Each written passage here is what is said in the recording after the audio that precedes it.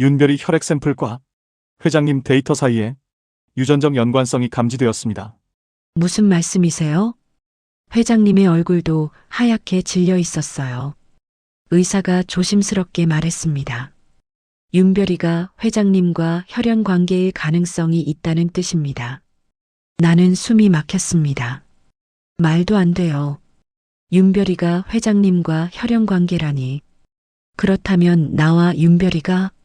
그 순간 회장님은 아무 말도 하지 못한 채 눈물만 흘리며 나를 바라봤습니다.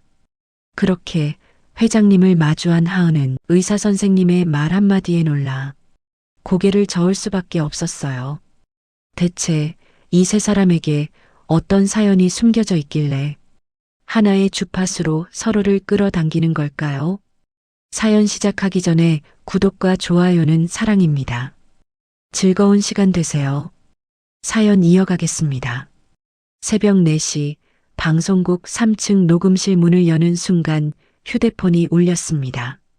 윤별이었어요. 나는 급히 전화를 받았습니다. 엄마, 목이 아파. 윤별이의 목소리가 갈라져 있었어요. 옆방 김할머니 목소리가 들렸습니다. 하은 씨, 애가 열이 39도까지 올랐어요. 해열제 먹였는데 안 내려가네.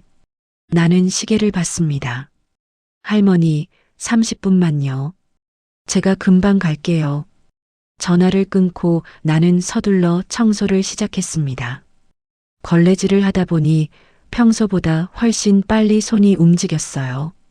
마지막으로 선반에 쌓인 오래된 장비들만 닦으면 됐습니다. 카세트 데크, 릴 테이프 재생기, 녹음 믹서, 10년 넘게 쓰지 않은 것들이라 먼지가 두껍게 쌓여 있었어요. 선반 위쪽을 닦으려고 발판에 올라섰습니다. 그런데 발이 헛디뎠어요. 휘청 균형을 잃은 순간 손이 선반 끝을 쳤습니다. 쿵, 뭔가 떨어지는 소리가 났어요. 바닥을 보니 플라스틱 케이스 하나가 깨져 있었습니다. 카세트 테이프였어요. 아, 이거 괜찮으려나. 나는 내려와서 조각들을 주었습니다. 테이프는 다행히 멀쩡했어요. 라벨에 희미한 글씨가 보였습니다. 1998년 7월 어린이 특집 27년 전 거네요. 버릴까 하다가 그냥 카세트 데크에 넣어봤습니다.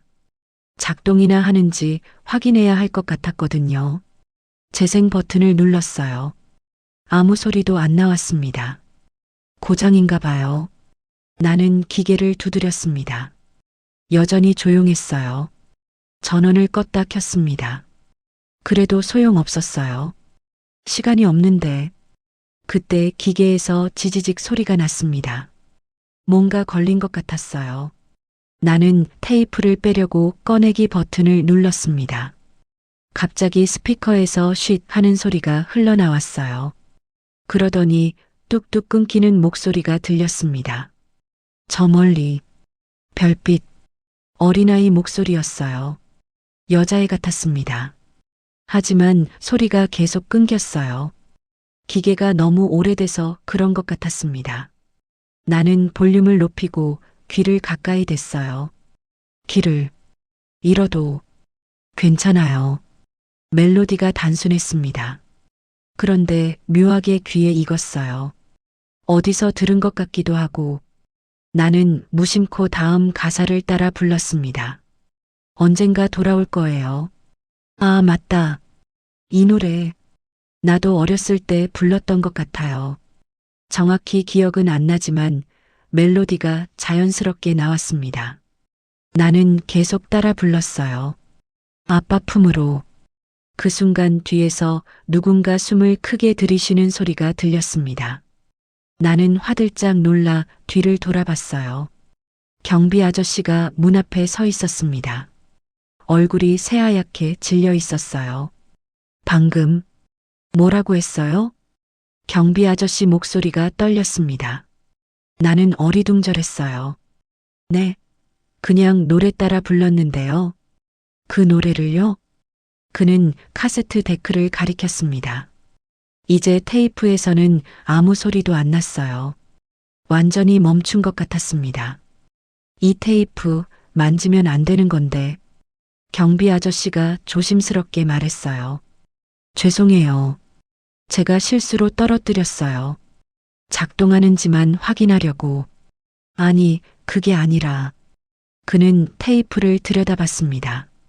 라벨을 확인하더니 한숨을 쉬었어요. 이거 한도윤 회장님이 보관하라고 맡긴 거예요.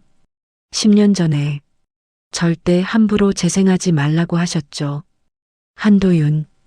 그 이름은 나도 알고 있었습니다. 이 방송국 건물 주인이에요. 아니, 정확히는 건물을 지은 방송 장비회사 창립자죠. 그럼 제가 책임지고 돌려드릴게요. 나는 테이프를 조심스럽게 꺼냈습니다. 경비 아저씨는 고개를 저었어요. 그럴 필요 없어요. 근데 진짜 신기하네. 하은 씨, 그 노래 어떻게 알았어요? 몰라요. 그냥 자연스럽게 나왔어요. 목소리도. 그는 말을 멈췄습니다. 뭔가 더 하고 싶은 말이 있는 것 같았지만 그냥 고개를 저었어요. 아무튼 조심하세요. 회장님이 이거 되게 중요하게 여기거든요. 경비 아저씨는 테이프를 받아들고 나갔습니다. 나는 혼자 남아서 기계를 정리했어요. 청소를 끝내고 시계를 봤습니다. 4시 50분. 윤별이 생각에 가슴이 철렁했어요. 나는 급히 짐을 챙겨 방송국을 나섰습니다. 버스를 타고 가는 내내 그 노래가 머릿속에서 맴돌았습니다. 저 멀리 별빛 따라. 왜 이 노래를 알고 있을까요? 엄마한테 배웠나? 아니면 어린이집에서. 기억이 나지 않았어요. 그냥 아주 오래전부터 알고 있던 것 같았습니다. 집에 도착했을 때 윤별이는 이불을 덮고 자고 있었습니다. 이마에 손을 대보니 열이 조금 내려간 것 같았어요. 김할머니가 부엌에서 미음을 끓이고 계셨습니다. 많이 좋아졌어요. 약 먹고 한숨 자더니 땀을 쭉 빼더라고요. 정말 감사해요, 할머니. 나는 윤별이 옆에 앉아서 머리를 쓰다듬었습니다. 아이는 편안하게 숨을 쉬고 있었어요. 다행이에요. 나는 가방에서 지갑을 꺼냈습니다. 오늘 받은 급여로 내일 병원에 가야겠어요. 그때 창밖에서 차 한 대가 골목에 들어서는 게 보였습니다. 검은색 세단이었어요. 이 동네에선 보기 드문 차였습니다. 차가 우리 건물 앞에 멈춰 섰어요. 뒷좌석 문이 열리고 정장을 입은 남자가 내렸습니다. 나이는 70 정도 돼 보였어요. 회색 머리에 선 굵은 얼굴이었습니다. 그 사람이 건물을 올려다봤어요. 잠깐 우리 집 쪽을 보는 건가요? 나는 창가에서 물러섰습니다. 그 남자는 잠시 서 있다가 다시 차에 올라탔어요. 차가 천천히 출발했습니다. 이상했습니다. 누구지? 나는 커튼을 닫았어요. 아마 다른 집을 찾아온 거겠죠. 나는 윤별이 옆에 누워 눈을 감았습니다. 피곤이 몰려왔어요. 그런데 잠들기 직전 문득 경비 아저씨가 했던 말이 떠올랐습니다. 목소리도. 그는 뭐라고 하려던 걸까요? 목소리도 뭐가 어떻다는 거죠? 나는 눈을 떴습니다. 천장을 바라봤어요. 테이프 속 아이 목소리가 또 귓가에 맴돌았습니다. 그리고 내가 따라 불렀던 그 노래. 왜 나는 그 노래를 알고 있었을까요? 그날 저녁 7시 나는 윤별이를 위해 미역국을 끓이고 있었습니다. 열이 내렸지만 입맛이 없다고 했거든요. 국물만이라도 먹이고 싶었어요. 가스레인지 불을 줄이고 있는데 윤별이가 방에서 불렀습니다. 엄마 라디오 고쳐줘. 나는 국자를 내려놓고 방으로 갔어요. 윤별이는 이불을 덮고 낡은 라디오를 만지작거리고 있었습니다. 그 라디오는 내가 보육원에서 나올 때 가져온 유일한 물건이었어요. 15년 넘게 가지고 있었지만 6개월 전부터 작동을 안 했죠. 이거 고장났잖아. 그래도 해봐. 오늘은 될 것 같아. 윤별이가 라디오를 내밀었습니다. 나는 받아서 뒷면을 확인했어요. 배터리 칸이 녹슬어 있었습니다. 접촉이 안 되는 게 문제였어요. 나는 부엌으로 가서 알루미늄 포일을 잘라왔습니다. 배터리 양쪽에 포일을 끼워 넣고 뚜껑을 닫았어요. 전원 버튼을 눌렀습니다. 지직 소리가 났어요. 그러다 뚝 끊겼습니다. 나는 라디오를 흔들었어요. 다시 지직 소리가 났습니다. 주파수 다이얼을 천천히 돌렸어요. 잡음만 계속 나왔습니다. 안 되네. 조금만 더 해봐. 윤별이가 기대에 찬 눈으로 바라봤습니다. 나는 한숨을 쉬고 다이얼을 계속 돌렸어요. 그때 갑자기 잡음이 멈췄습니다. 깨끗한 음성이 흘러나왔어요. 지금 듣고 계신 곳은 CTFM입니다. 윤별이가 환하게 웃었습니다. 됐다, 엄마. 나도 웃음이 났어요. 라디오를 윤별이 옆에 놓아줬습니다. 진행자의 목소리가 부드럽게 이어졌어요. 오늘 밤은 특별한 사연들을 소개해드리는 시간입니다. 첫 번째 사연 들어보시죠. 윤별이는 이불을 끌어당기며 라디오에 귀를 기울였습니다. 나는 부엌으로 가려다가 그냥 방바닥에 앉았어요. 미역국은 약한 불에 두었으니 괜찮을 거예요. 진행자가 사연을 읽기 시작했습니다. 제 아이가 사라진 지 27년이 됐습니다. 5살 때였어요. 그날 이후 단 하루도 아이를 잊은 적이 없습니다. 나는 국자를 들고 부엌으로 돌아갔어요. 슬픈 사연이네요. 윤별이가 이런 무거운 이야기를 들어도 될까 걱정됐지만 아이는 조용히 듣고 있었습니다. 사람들은 이제 포기하라고 합니다. 하지만 아빠는 포기할 수 없어요. 진행자의 목소리가 잠시 멈췄습니다. 숨을 고르는 소리가 들렸어요. 이 사연 마지막에 이렇게 쓰셨습니다. 늦어도 괜찮아. 아빠는 끝까지 여기서 기다릴게. 나는 미역국을 그릇에 담으면서 생각했습니다. 27년이라니 얼마나 힘들었을까요? 나도 윤별이가 없어진다면 평생 찾아다닐 거예요. 엄마, 슬픈 이야기네. 윤별이가 말했습니다. 나는 고개를 끄덕이며 그릇을 들고 방으로 갔어요. 그러게. 자, 이거 먹어. 윤별이가 숟가락을 들며 라디오를 봤습니다. 엄마, 이 라디오 진짜 좋아. 소리가 또렷해. 그래, 다행이다. 진행자가 음악을 틀었습니다. 잔잔한 피아노 선율이었어요. 나는 윤별이 옆에 앉아서 국 먹는 걸 지켜봤습니다. 아이는 천천히 한 숟가락씩 떠먹었어요. 입맛이 조금 돌아온 것 같았습니다. 윤별이가 국을 반쯤 먹고 나서 말했어요. 엄마, 저 아빠 없는 거 괜찮아? 갑작스러운 질문이었습니다. 나는 윤별이 머리를 쓰다듬었어요. 왜 갑자기? 아까 라디오에서 아빠 얘기 나와서 나도 아빠 있으면 좋겠다고 생각했어. 나는 잠시 말을 잃었습니다. 윤별이 아빠 얘기는 하지 않으려고 했거든요. 그 사람은 임신 사실을 알고 떠났어요. 연락도 안 됐습니다.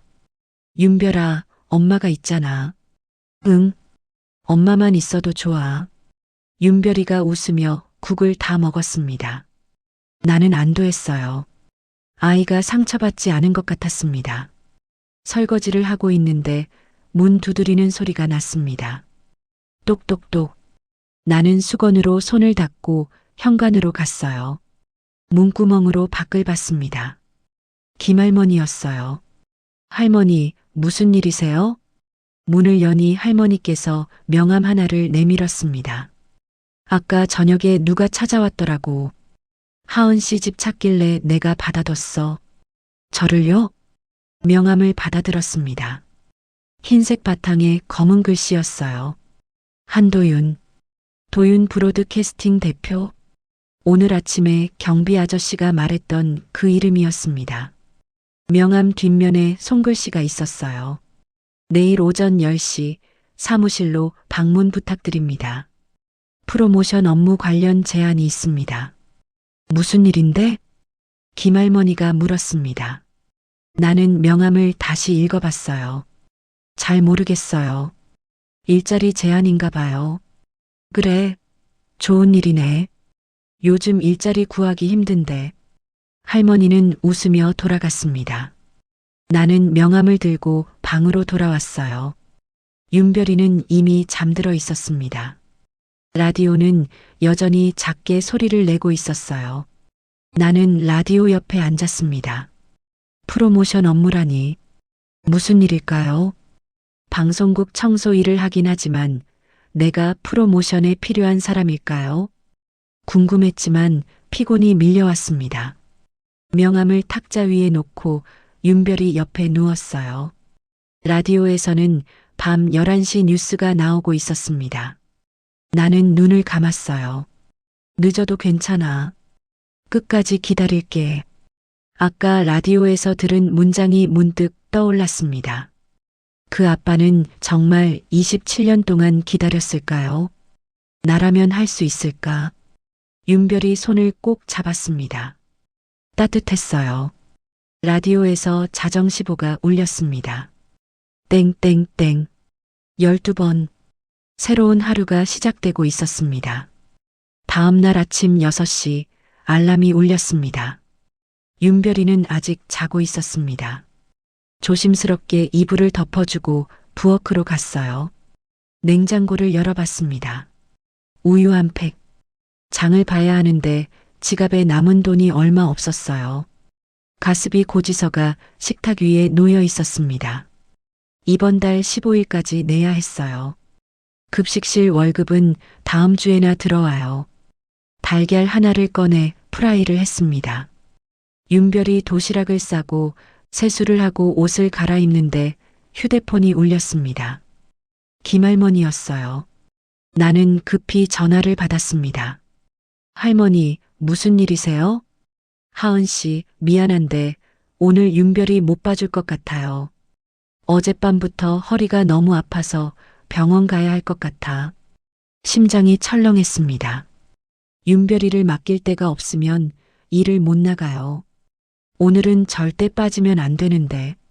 할머니 괜찮으세요? 응, 괜찮아. 근데 애 돌보기는 힘들 것 같아서. 알겠어요. 다른 방법 찾아볼게요. 할머니 병원 잘 다녀오세요. 전화를 끊고 나는 머리를 감싸쥐었습니다. 어떡하지? 윤별이를 어린이집에 보내려면 20만 원이 필요해요.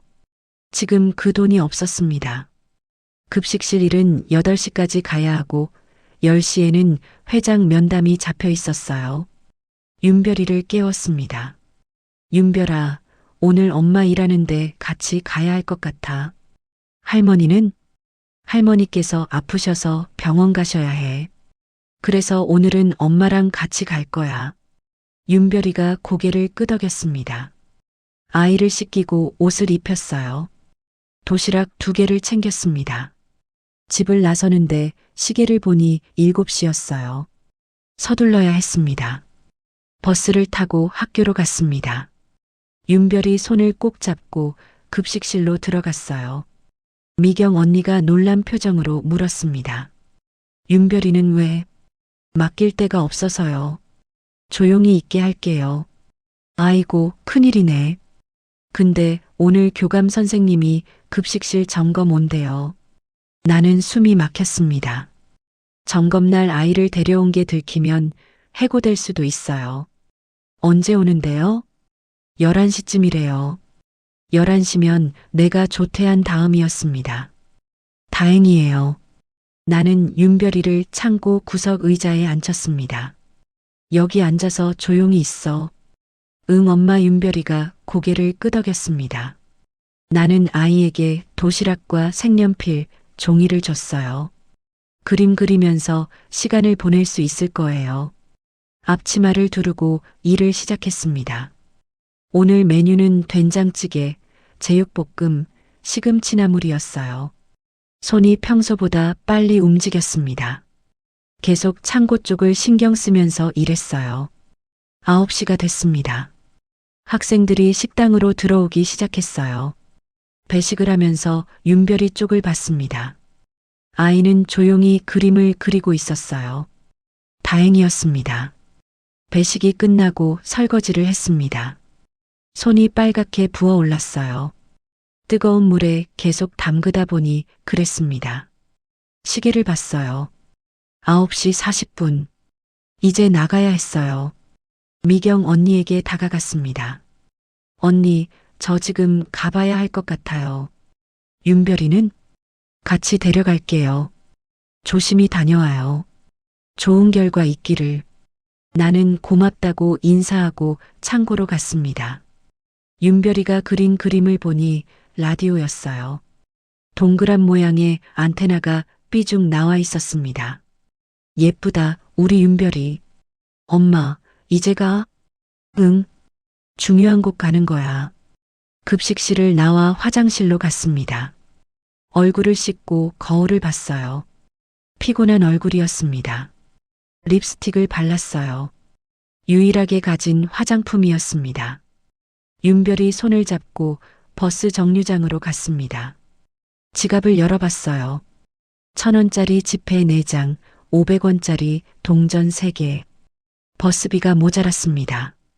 윤별이 것까지 하면 3,500원이 필요한데 5,500원밖에 없었어요. 돌아올 버스비가 없었습니다. 걸어가야 할까요? 하지만 1시간은 걸려요. 10시 약속에 늦습니다. 나는 입술을 깨물었어요. 방법이 없었습니다. 그때 누군가 내 어깨를 두드렸습니다. 돌아보니 미경 언니였어요. 숨을 헐떡이며 서 있었습니다. 하은 씨, 이거. 언니가 10,000원짜리 지폐를 내밀었습니다. 언니, 이게 무슨 점심값이에요. 어제 하은 씨가 사준 거. 지금 쓸 것 같아서 가져왔어요. 나는 눈물이 날 것 같았습니다. 미경 언니는 어제 내가 사준 점심값을 기억하고 있었어요. 고마워요, 언니. 됐고, 빨리 가요. 윤별이 잘 봐야죠.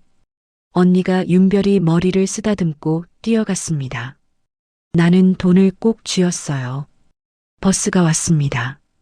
버스에 올라 창가에 앉았습니다. 윤별이가 내 팔을 잡았어요. 엄마, 어디 가는 거야? 좋은 일자리 얘기하러 가는 거야. 그럼 엄마 힘든 일 안 해도 돼?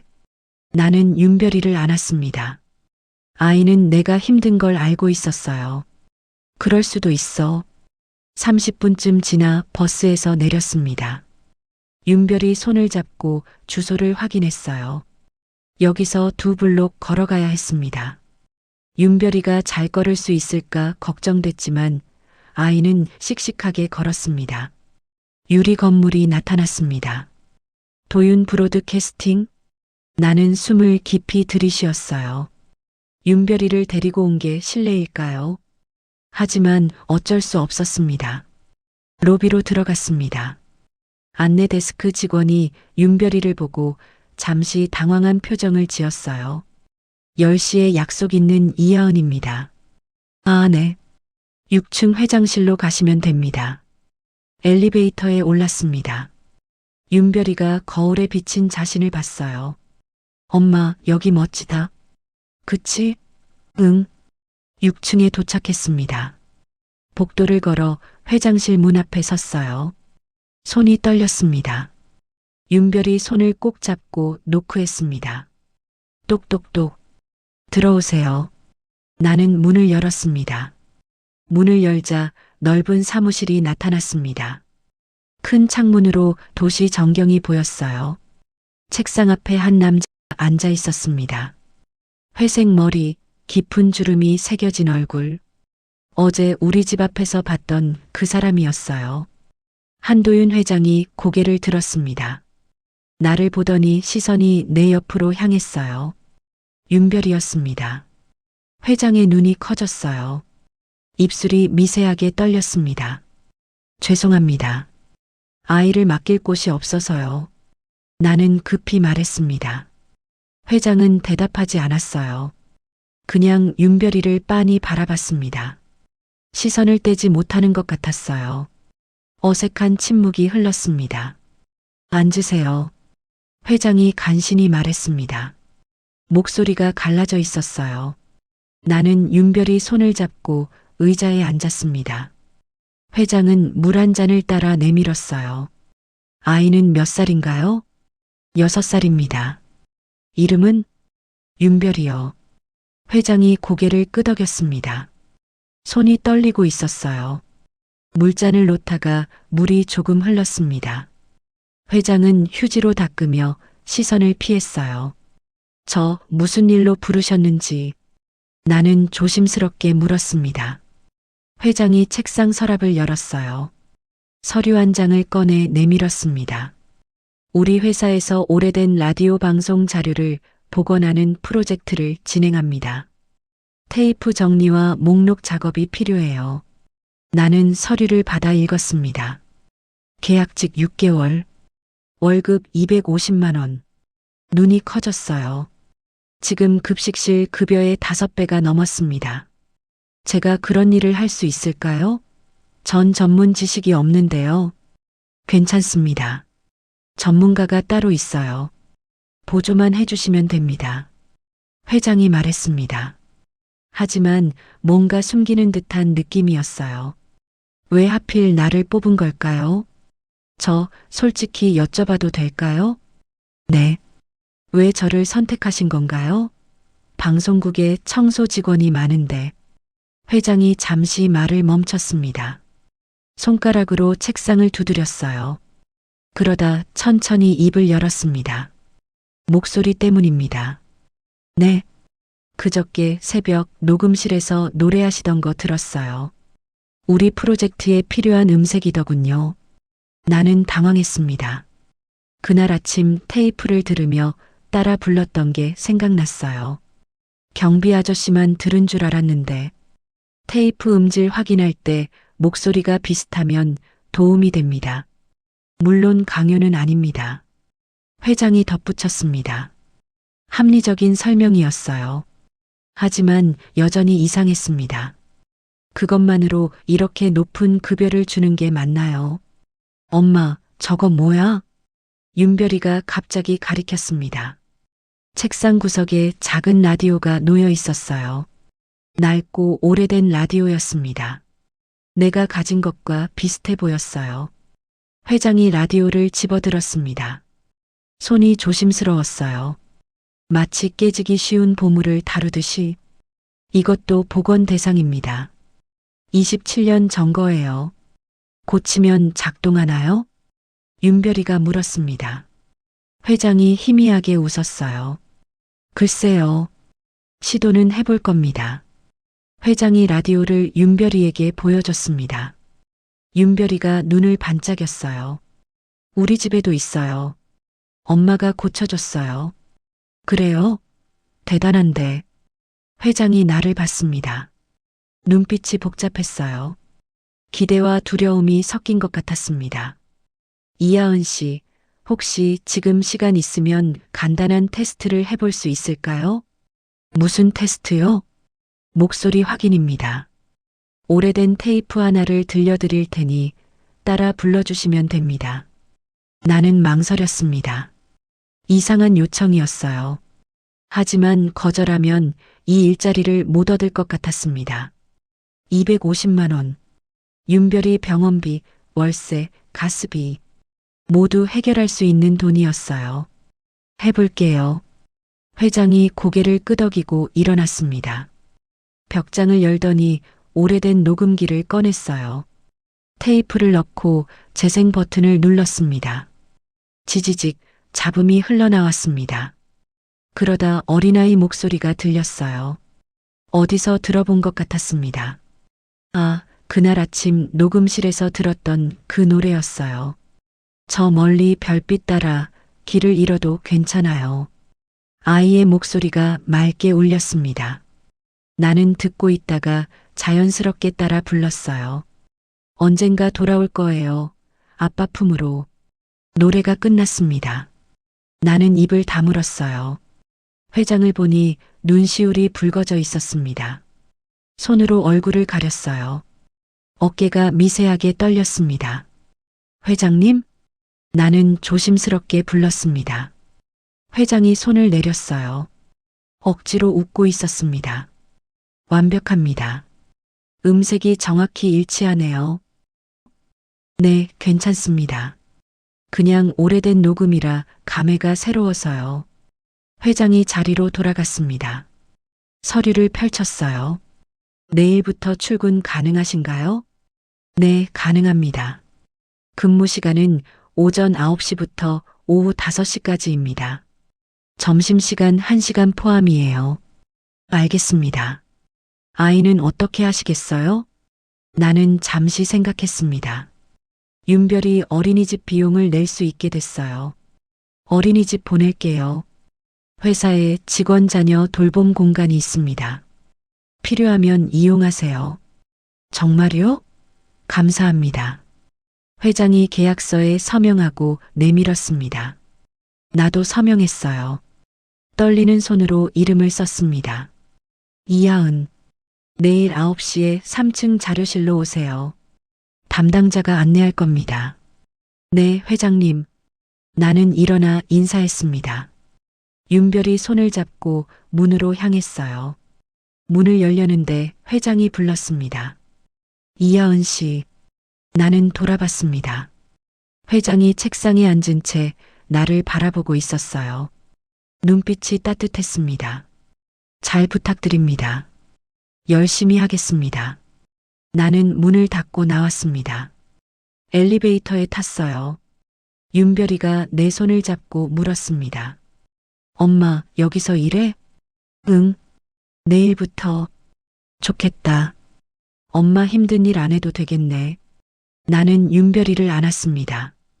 가슴이 뜨거웠어요. 드디어 조금 숨을 쉴 수 있을 것 같았습니다. 하지만 왠지 마음 한구석이 불편했어요.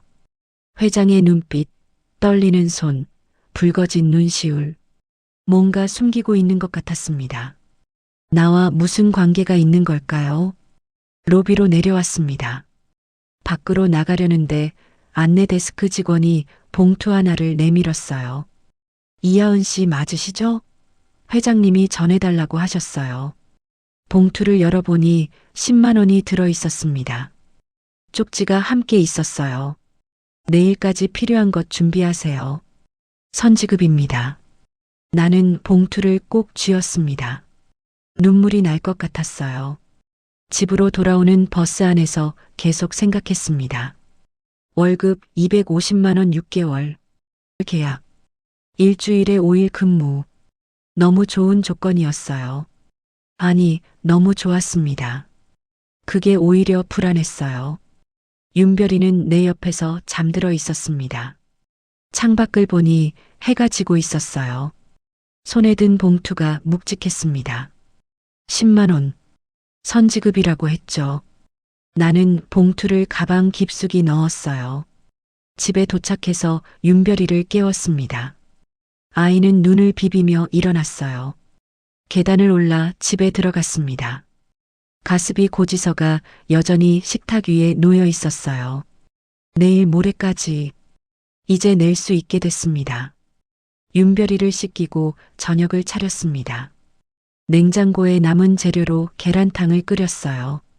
밥을 퍼서 윤별이 앞에 놓았습니다. 엄마는 안 먹어? 응, 엄마는 배 안 고파? 사실 배는 고팠습니다. 하지만 내일 장을 보면 되니까 오늘은 참을 수 있었어요.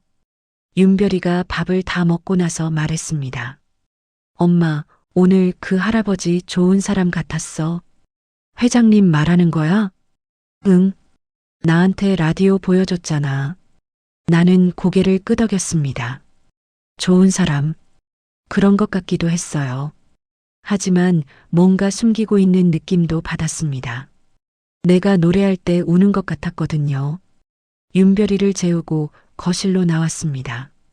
가방에서 계약서를 꺼냈어요. 다시 읽어봤습니다. 업무 내용, 근무 시간, 급여. 모든 게 명확했습니다.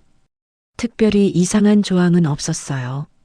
그런데 업무 내용 중 한 줄이 눈에 들어왔습니다.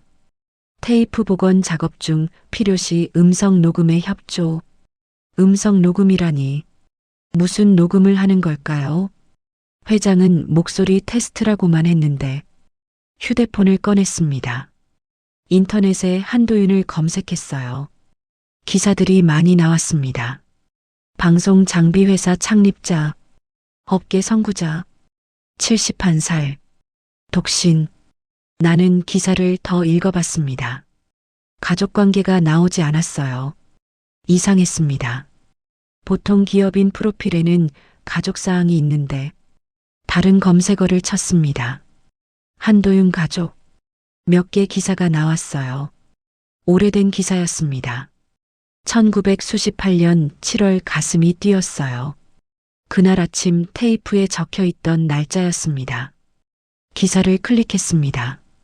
방송 장비 회사 대표 한도윤 씨의 딸 실종. 지난 7월 12일 오후 5시경 놀이터에서 실종. 당시 5살. 경찰 수색 중. 손이 떨렸습니다. 실종된 딸. 5살.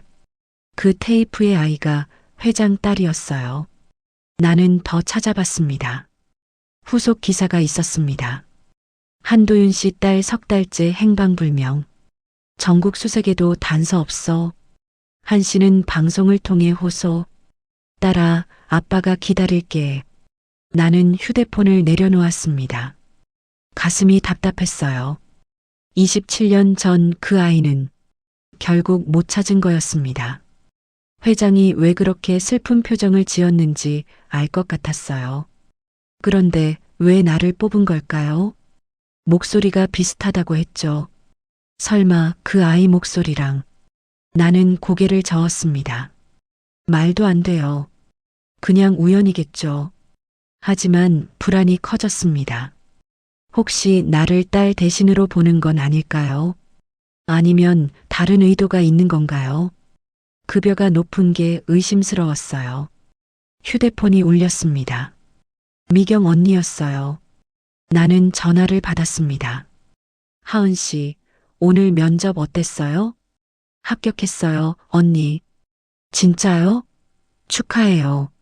미경 언니 목소리가 밝았습니다. 근데 회장님이 좀 이상했어요.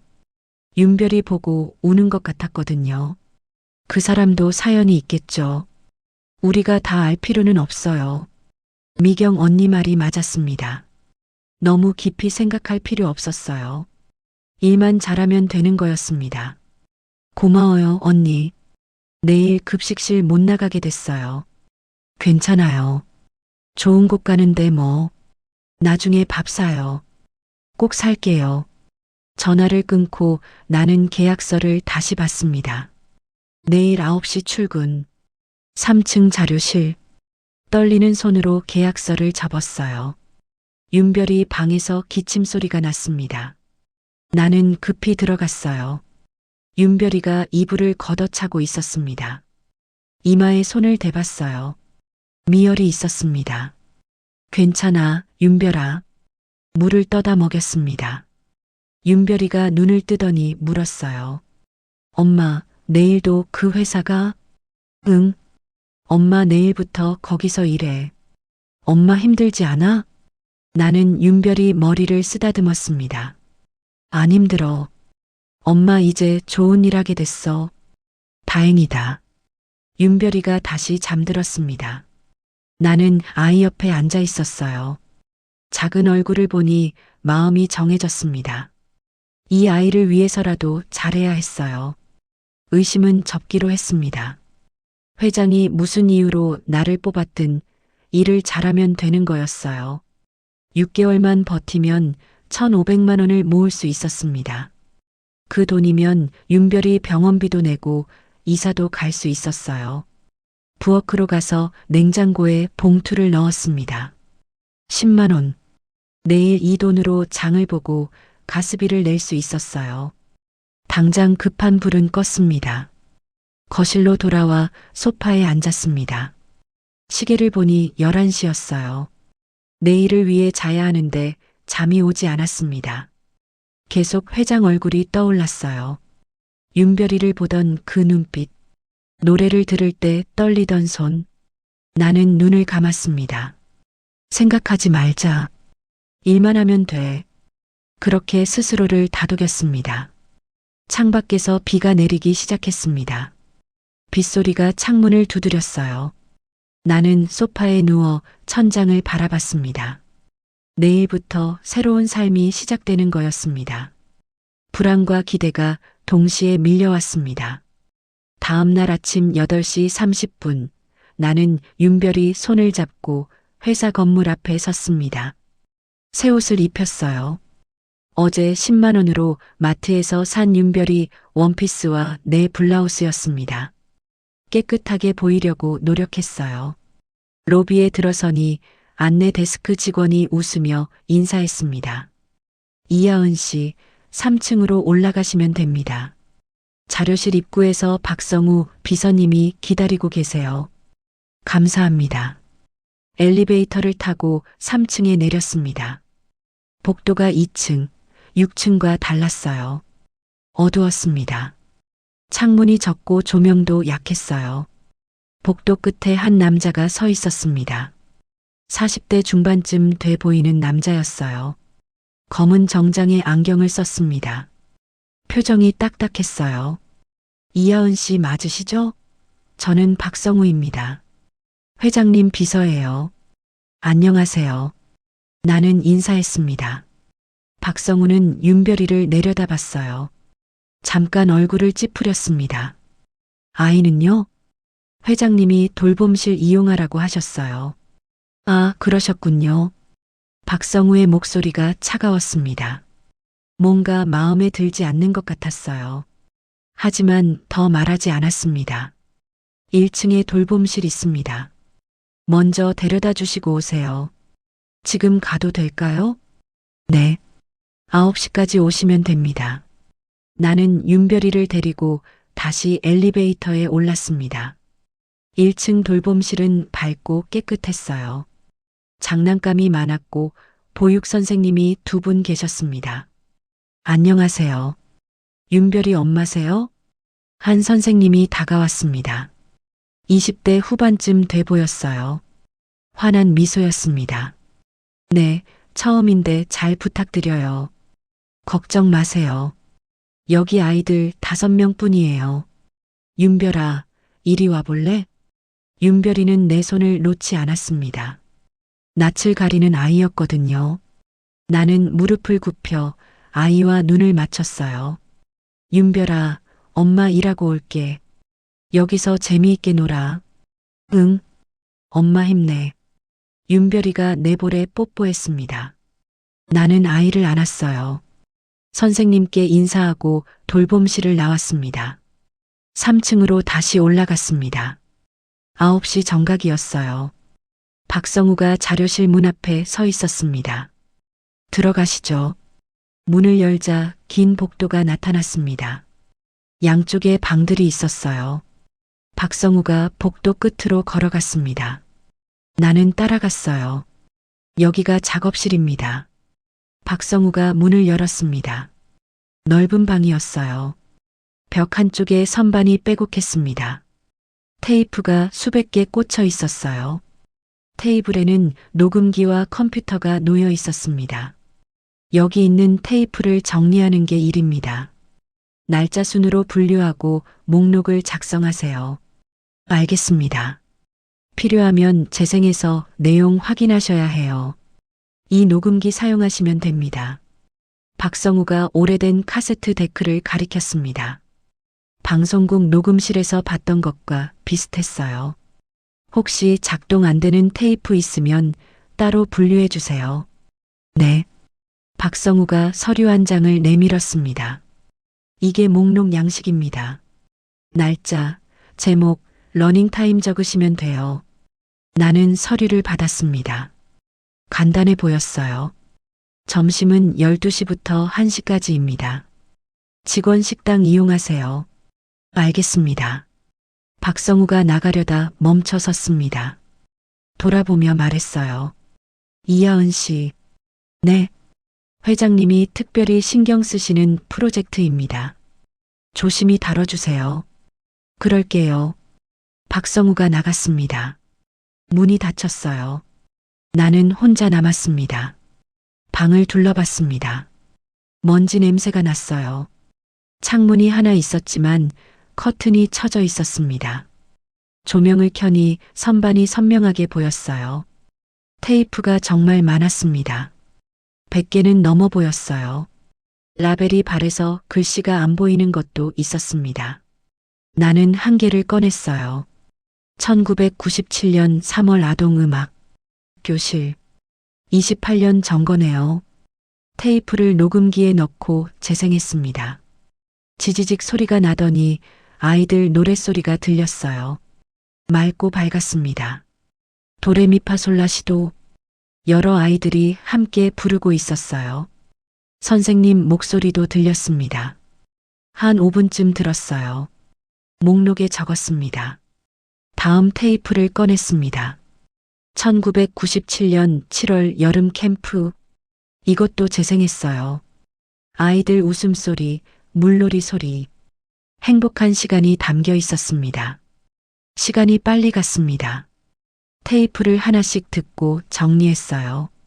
1997년, 1998년 초반. 모두 아동 프로그램이었습니다. 그러다 한 테이프가 손에 잡혔습니다. 라벨이 다른 것들과 달랐어요. 손글씨로 적혀 있었습니다. 1998년 7월 11일 도윤이와 하은이. 마지막 녹음. 손이 멈췄습니다. 하은이. 내 이름이었어요. 아니, 우연의 일치겠죠. 흔한 이름이니까. 하지만 심장이 빨리 뛰었습니다. 테이프를 녹음기에 넣었습니다.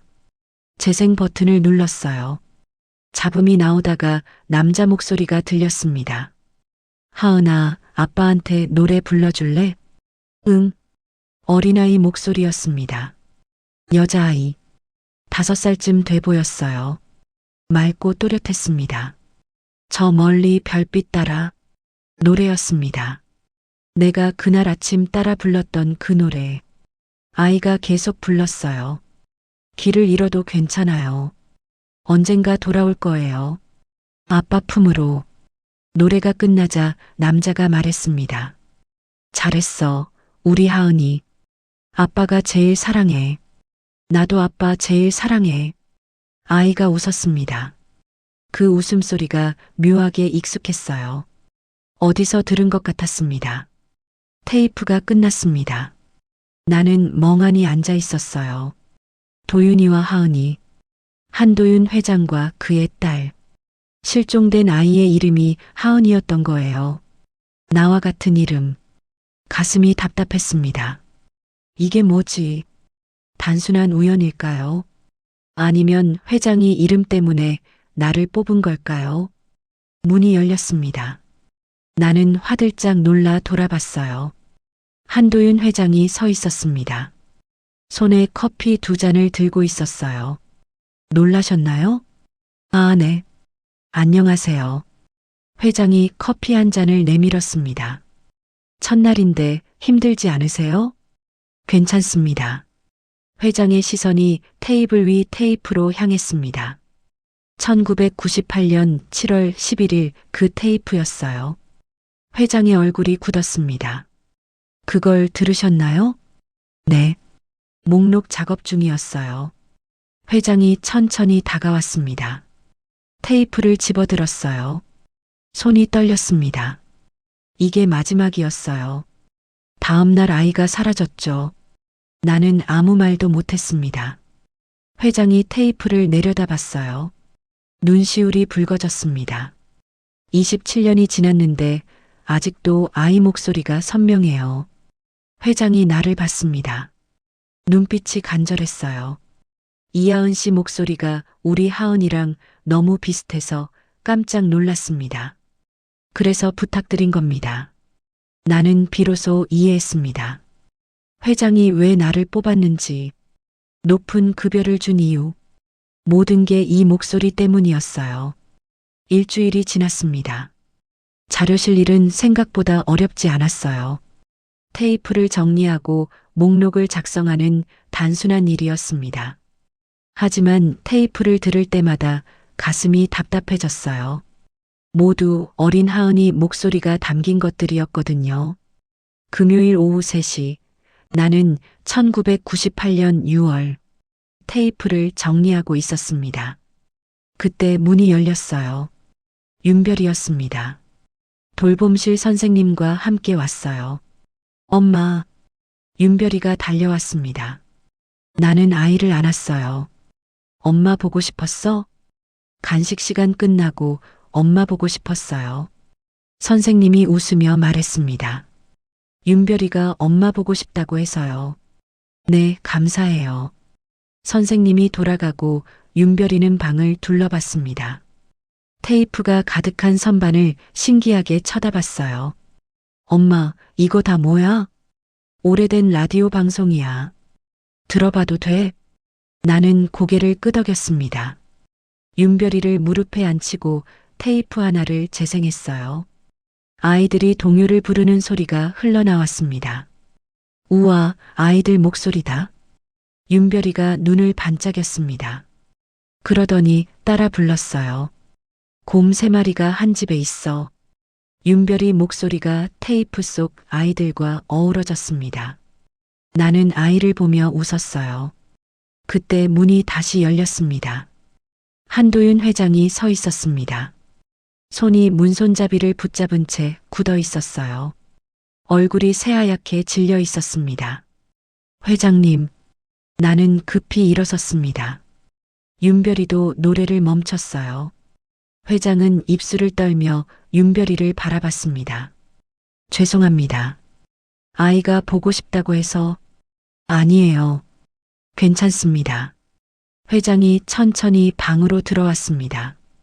윤별이 앞에 무릎을 굽혔어요. 눈높이를 맞췄습니다. 이름이 윤별이라고 했죠? 네. 예쁜 이름이네. 방금 노래 잘 불렀어. 윤별이가 수줍게 웃었습니다. 회장이 손을 뻗어 윤별이 머리를 쓰다듬었어요. 손이 떨리고 있었습니다. 윤별아, 할아버지한테 노래 하나만 더 불러줄래? 무슨 노래요? 회장이 녹음기를 가리켰습니다. 저기서 나오던 노래, 별빛 따라가는 노래. 나는 가슴이 철렁했습니다. 그 노래, 회장 딸이 불렀던 노래였어요. 윤별이가 나를 봤습니다. 엄마, 그 노래 뭐야? 저 멀리 별빛 따라 그 노래. 아, 알아. 엄마가 자주 불러줬잖아. 윤별이가 노래를 시작했습니다. 저 멀리 별빛 따라 길을 잃어도 괜찮아요. 회장의 눈에서 눈물이 흘렀습니다. 참으려고 애썼지만 막을 수 없었어요. 손으로 얼굴을 가렸습니다. 언젠가 돌아올 거예요. 아빠 품으로. 윤별이가 노래를 마쳤습니다. 회장은 손을 내리지 못했어요. 어깨가 떨렸습니다.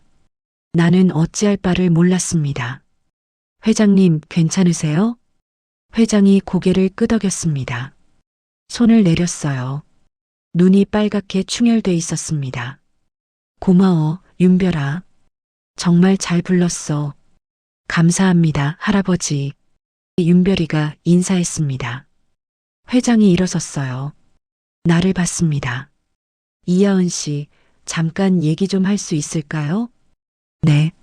나는 윤별이를 돌봄실로 데려다 주고 자료실로 돌아왔습니다. 회장이 창가에 서 있었어요. 밖을 바라보고 있었습니다. 앉으세요. 나는 의자에 앉았습니다. 회장이 돌아섰어요.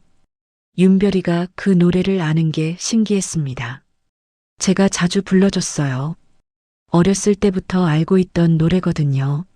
어렸을 때부터요? 네. 정확히는 기억 안 나는데 그냥 아주 오래전부터 알고 있었어요. 회장이 의자를 당겨 내 앞에 앉았습니다. 이하은 씨는 어디서 자랐나요? 보육원이요. 6살 때부터 거기서 컸어요. 그 전에는요?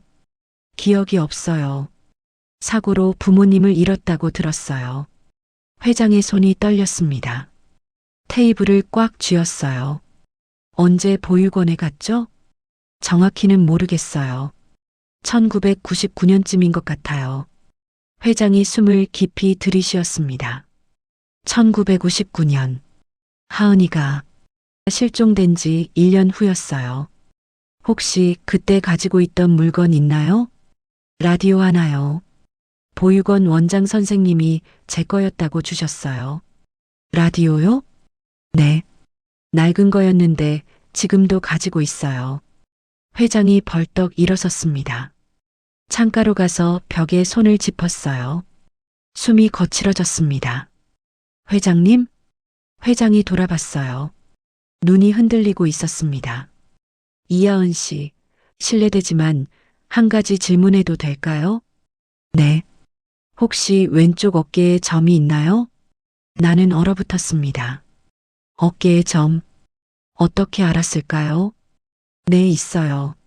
어떻게? 회장이 벽에 기댔습니다. 다리에 힘이 풀린 것 같았어요. 우리 하은이한테도 있었어요. 왼쪽 어깨에 작은 점. 나는 말을 잃었습니다. 우연일까요? 아니면 이하은 씨. 회장이 떨리는 목소리로 말했습니다. 제가 정신 나간 사람처럼 보이겠지만 확인해 보고 싶은 게 있어요. 뭔데요? 혈액 검사요. 유전자 검사. 나는 뒷걸음질 쳤습니다. 유전자 검사. 그게 무슨 뜻인지 알았어요. 설마 제가 회장님 딸이라는 건 아니죠? 모릅니다. 하지만 확인하고 싶어요. 나는 고개를 저었습니다.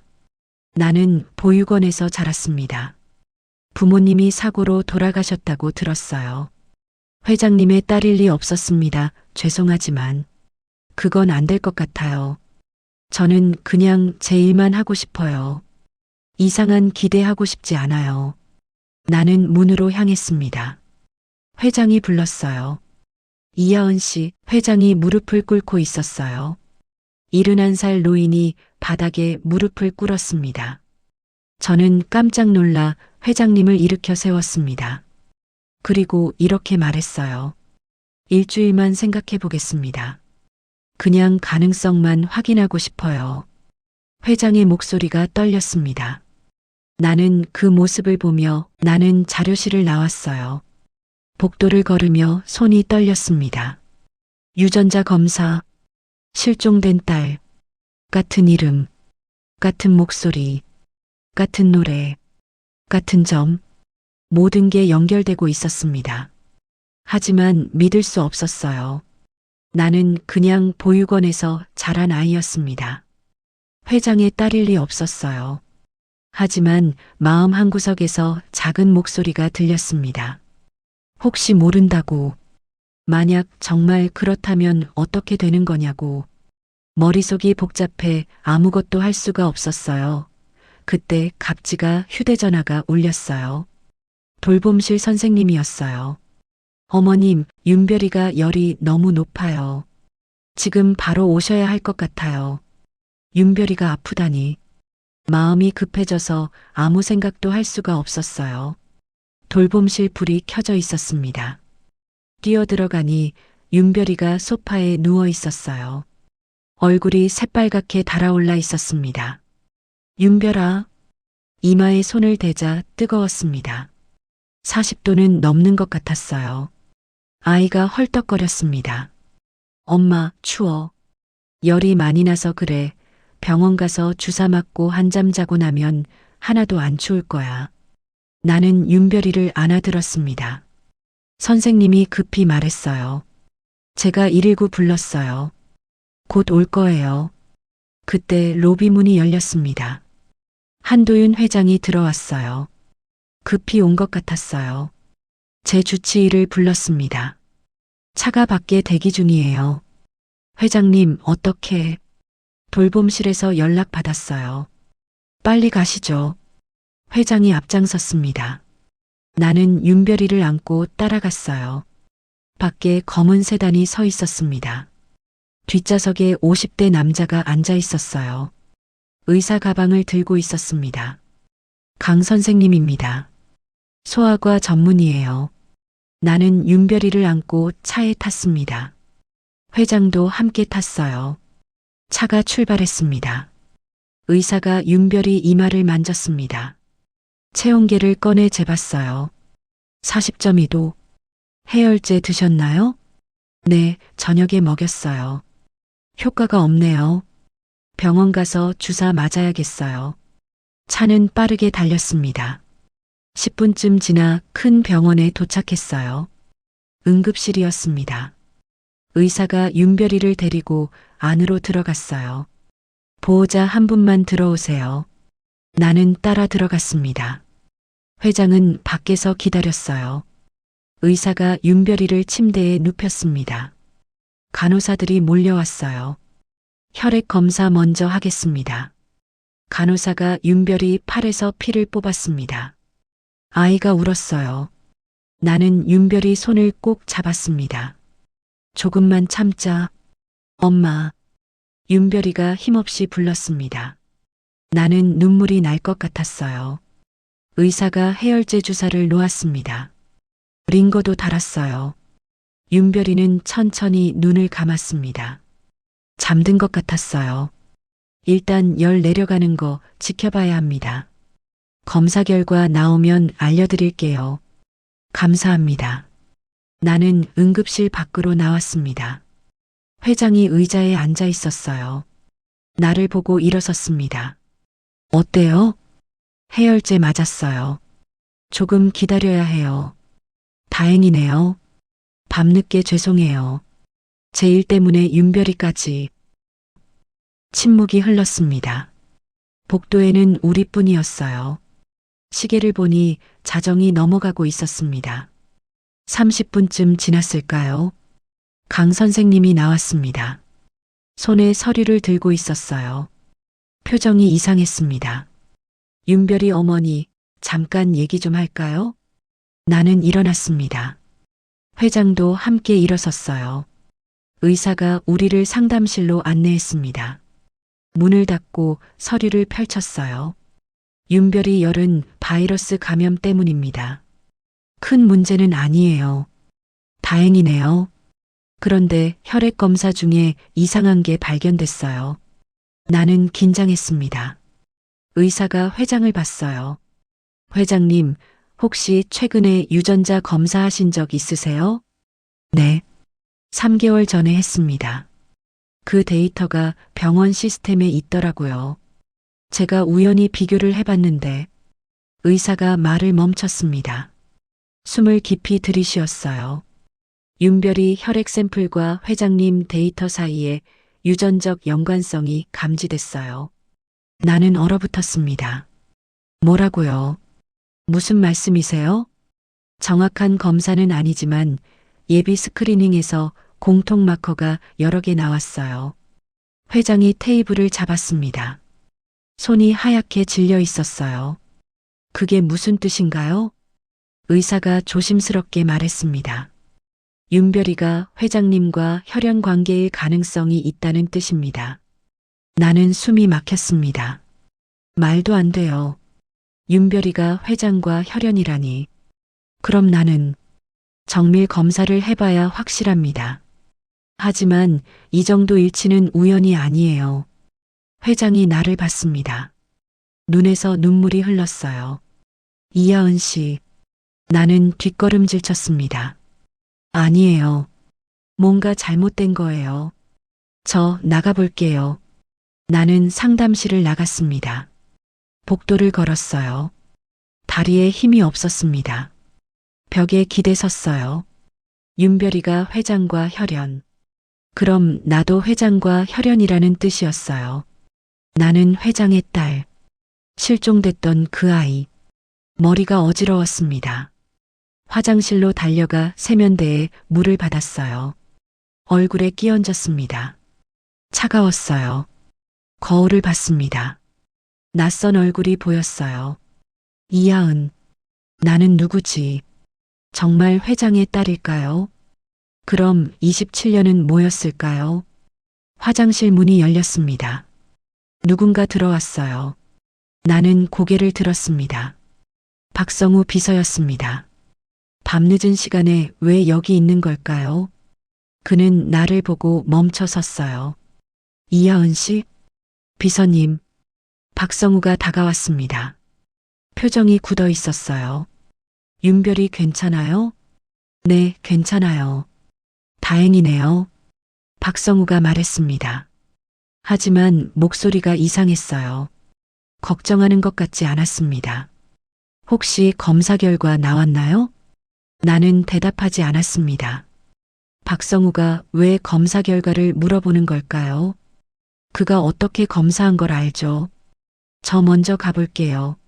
나는 화장실을 나왔습니다. 응급실로 돌아갔어요. 윤별이가 자고 있었습니다. 열이 많이 내렸어요. 회장이 복도에서 전화하고 있었습니다. 나를 보고 전화를 끊었어요. 다가왔습니다. 입술을 떨고 있었어요. 뭔가 말하려다 참았습니다.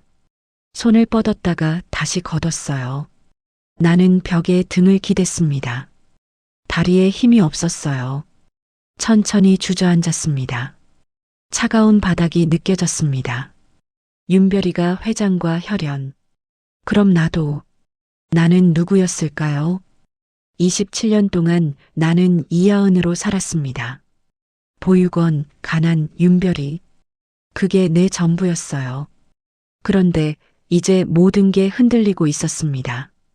회장이 내 옆에 앉았습니다. 말없이 그냥 앉아 있었어요. 숨소리만 들렸습니다. 거칠고 불규칙했습니다. 27년을 기다린 사람의 숨소리였어요. 얼마나 시간이 흘렀을까요? 복도에 사람이 없었습니다. 형광등 불빛만 우리를 비췄어요. 회장이 주머니에서 낡은 사진 한 장을 꺼냈습니다. 떨리는 손으로 내게 내밀었어요. 받아들었습니다. 사진 속에 남자와 여자아이가 있었습니다. 아이는 5살쯤 됐어요. 남자 무릎에 앉아 환하게 웃고 있었습니다. 남자는 젊은 한도윤이었어요.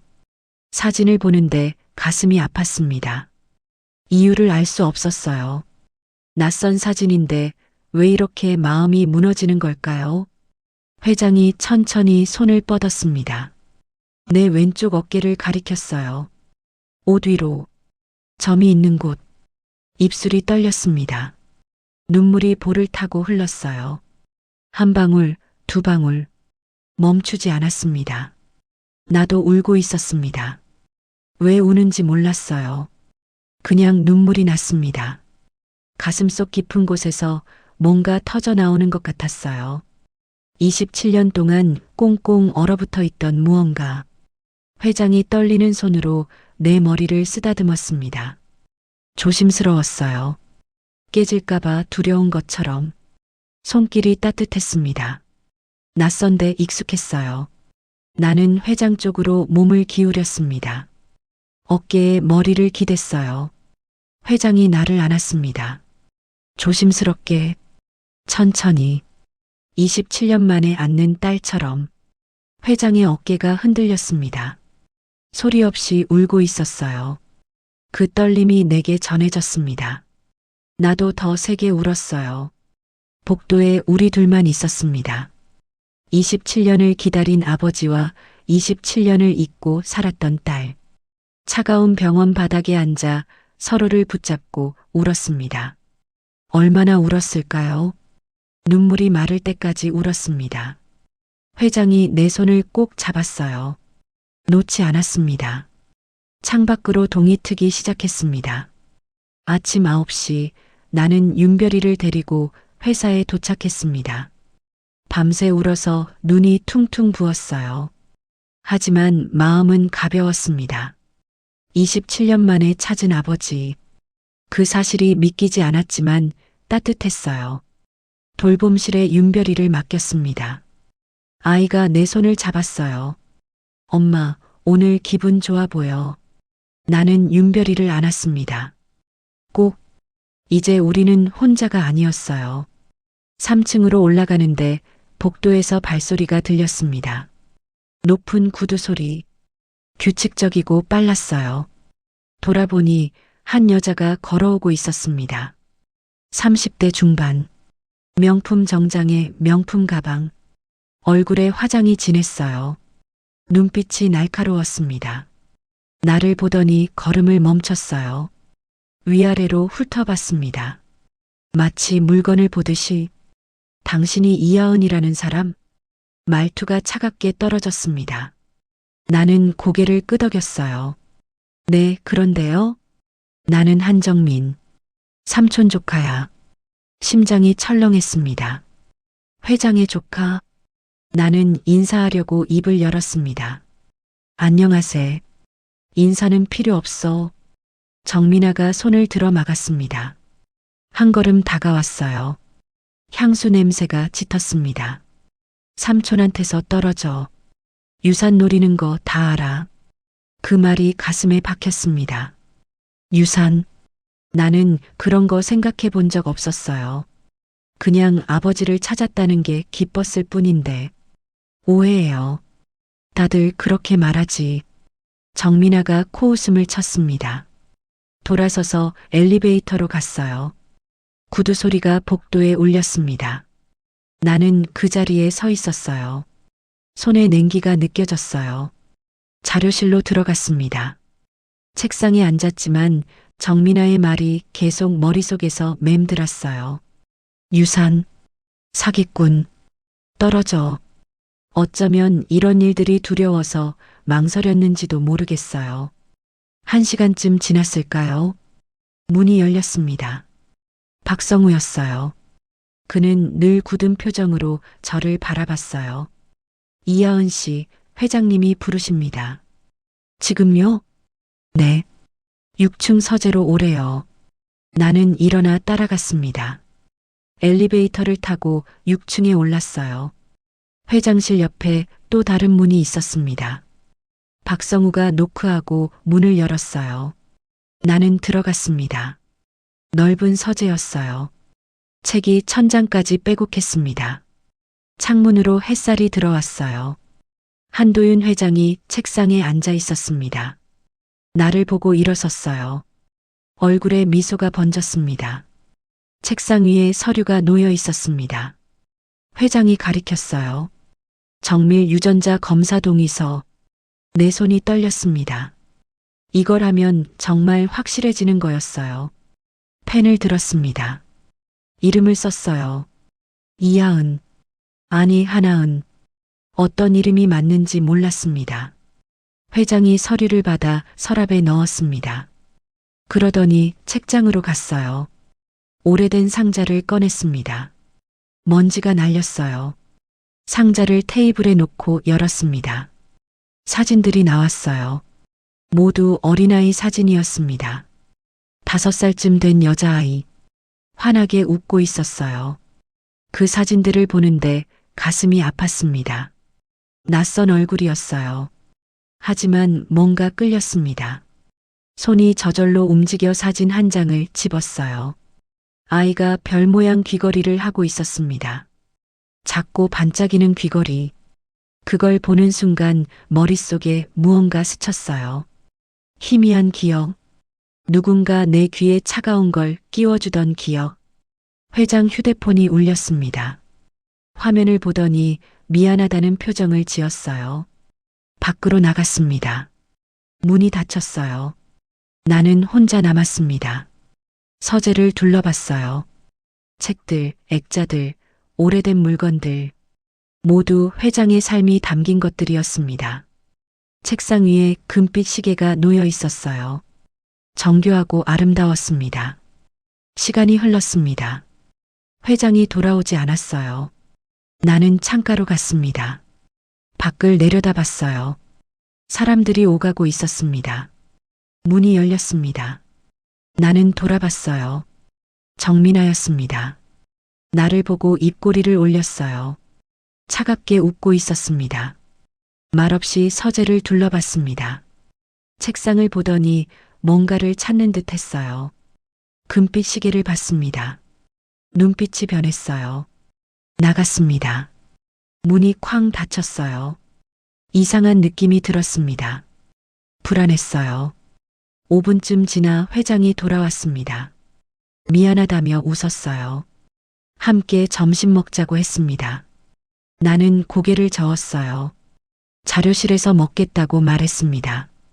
서재를 나와 3층으로 내려갔습니다. 자료실 문을 열고 들어갔어요. 가방을 들어 지갑을 꺼내려고 했습니다. 손에 뭔가 묵직한 게 만져졌습니다. 차갑고 단단했어요. 가방을 확 열었습니다. 금빛 시계가 들어 있었습니다. 회장 책상 위에 있던 바로 그 시계. 손이 얼어붙었어요. 왜 이게 여기 있지? 나는 가져온 적 없는데. 문이 벌컥 열렸습니다. 정민아와 박성우가 들어섰어요. 정민아가 내 가방을 가리키며 소리쳤습니다. 저기 봐요. 삼촌 시계 있잖아요. 박성우가 성큼성큼 다가왔습니다. 시계를 집어들었어요. 얼굴이 굳어 있었습니다. 이거 어떻게 된 겁니까? 목소리가 차갑게 가라앉았습니다. 나는 뒷걸음질 쳤어요. 저 모르겠어요. 제가 안 가져왔어요. 그럼 어떻게 당신 가방에 있습니까? 누가 넣은 거예요?